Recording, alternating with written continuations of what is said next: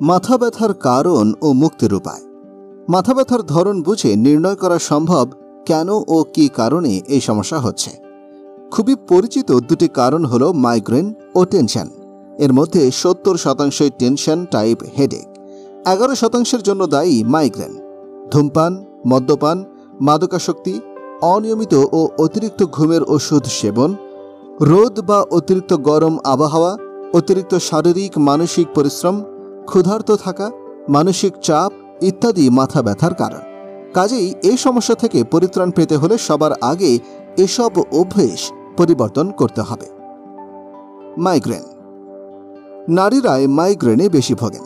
সাধারণত 15 থেকে 16 বছর বয়স থেকে মাইগ্রেনের লক্ষণ দেখা যায়। স্থায়ী হয় 40 থেকে 50 বছর বয়স পর্যন্ত। মাইগ্রেনে মাথা ব্যথার লক্ষণগুলো হলো মাথার যে কোনো এক পাশ ব্যথা হয়। একবার এক পাশে ব্যথা হলে পরের বার অন্য পাশেও ব্যথা হতে পারে। 4 ঘন্টা থেকে 72 ঘন্টা পর্যন্ত ব্যথা স্থায়ী হতে পারে। মাথার দুই পাশের রক্তনালী বা রগ টনটন করছে বলে মনে হওয়া। ব্যথার তীব্রতায় কোনো কাজই ঠিকমতো করতে না পারা। আলো বা শব্দে ব্যথার তীব্রতা বেড়ে যায়।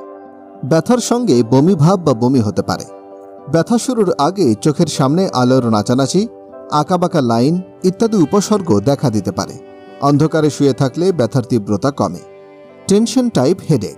মাথার মাংসপেশির সংকোচনের কারণে এ ধরনের মাথা ব্যথা হয়। এ ধরনের ব্যথার উপসর্গগুলো হলো মাথা জুড়ে ব্যথা হয়, মাথা চেপে ধরে আছে এমন অনুভূতি হওয়া, মাইগ্রেনের মতো ততটা তীব্র ব্যথা হয় না। এ ধরনের মাথা ব্যথা কয়েক ঘন্টা থেকে কয়েক দিন পর্যন্ত স্থায়ী হতে পারে। দুশ্চিন্তা, পারিবারিক বা পেশাগত কিংবা মানসিক চাপের সঙ্গে এই ব্যথার সম্পর্ক আছে। কি করবেন?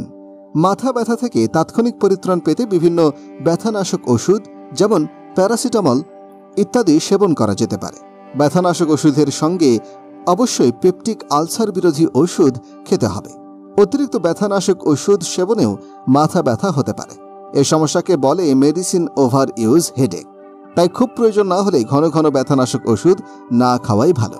চিকিৎসকের পরামর্শে দীর্ঘমেয়াদী কিছু ঔষধ সেবনে এই সমস্যা থেকে পরিত্রাণ পাওয়া সম্ভব।